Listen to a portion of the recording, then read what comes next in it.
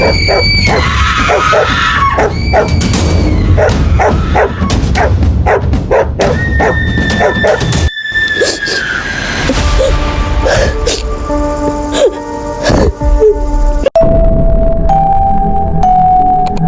the peaceful kingdom of Zimira, there was a small village where people loved beauty more than anything. They believed that beauty brought good luck, and they especially believed that a girl's hair showed how special she was. In this village lived a girl named Amara. She was only 17, but everyone said she was the most beautiful girl they had ever seen. Her hair was long, thick, and black as the midnight sky. When the wind blew, it danced behind her like a ribbon. People would stop and stare as she walked by. They called her the Star of Zimira. But Amara was not just beautiful, she was also kind. She helped old people carry firewood. She taught the little children how to sing. She always smiled and never showed off, even though everyone admired her. That's why people loved her even more. Every morning, she would wake up before sunrise, sweep the compound, feed the chickens, and help her stepmother cook. Her real mother had died when she was little. Her stepmother treated her like a maid, but Amara didn't complain. She believed in doing good, no matter what. In school, Amara was smart too. She always came first in her class. The village elders said she would go far in life.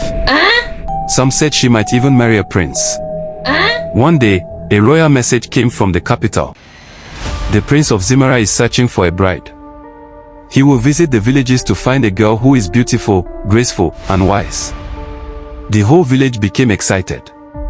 Everyone began to prepare their daughters. Girls were braiding their hair, buying fine clothes, and learning how to walk and speak like royalty. But deep down, everyone whispered the same thing. Amara will surely be chosen. Look at her hair. Look at her grace. She is perfect. Even the boys joked, if the prince sees her, the search will end that same day. But not everyone was happy about this. In a quiet corner of the village, someone was watching Amara with angry eyes. Someone who felt invisible. Someone who felt forgotten. Her name was Susan. While everyone in the village was talking about Amara and her beauty, someone else was getting more and more angry every day. Her name was Susan, Amara's stepsister. Susan had lived with Amara since they were little. They were not close. Susan's mother was Amara's stepmother.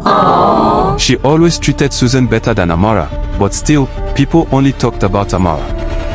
Susan was beautiful too in her own way. She had short, curly hair and bright eyes. She was smart, good at dancing, and had a nice voice. But no one noticed her. They only saw Amara. Everywhere Susan went, she heard people say, Amara will be the prince's bride. Amara is so perfect. Amara's hair is like a queen's. Susan would smile on the outside, but inside her heart was boiling. I work hard too, she thought. But no one sees me. They only talk about her hair. That hair. If only she didn't have it. She started having bad dreams, dreams where Amara was wearing a crown while she stood behind her, forgotten.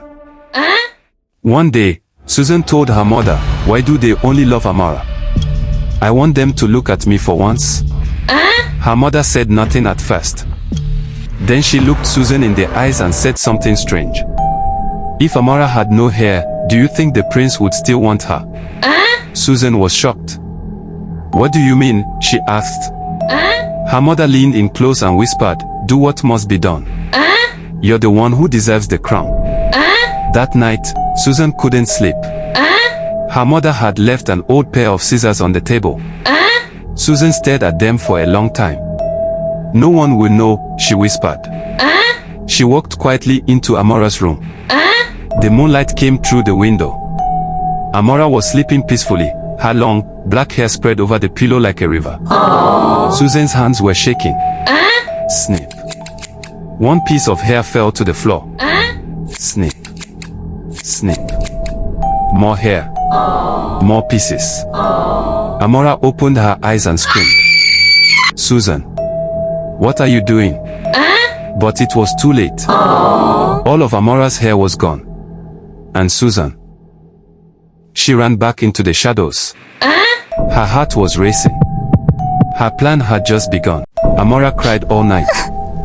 She sat on the floor of her room, holding her head in her hands. The pieces of her hair were everywhere. Long, thick strands covered the mat like broken pieces of her heart. She couldn't believe what had happened. Her own sister, Susan, had done this. Her stepmother came into the room in the morning. She didn't ask if Amara was okay. She didn't help her. Instead, she gasped loudly and shouted, "Witchcraft! Amara has cursed her." The neighbors heard her shouting and came running. Soon, the room was full of people whispering and staring. Why would a girl cut her own hair? She must be hiding something. Her beauty is gone. Her stepmother stood tall and said, Amara used evil magic to try to be more beautiful. Her hair disappeared as punishment. Amara stood up, tears on her face. That's not true, she said.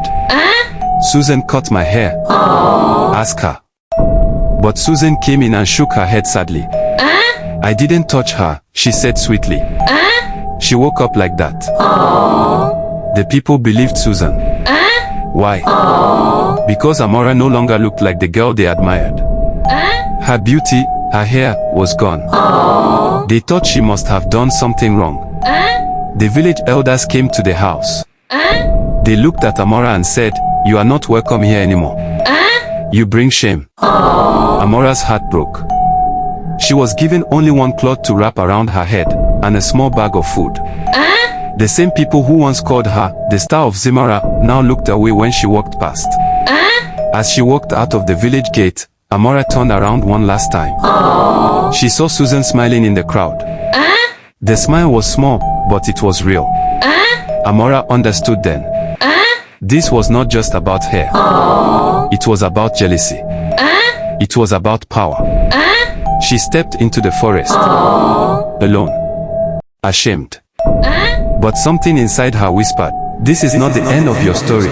If you enjoyed the story and would like to know how the story progressed, please consider subscribing to this channel, not forgetting to turn on the post notification icon so that once the next part is being posted, you will be the first to be notified. I promise you won't be disappointed.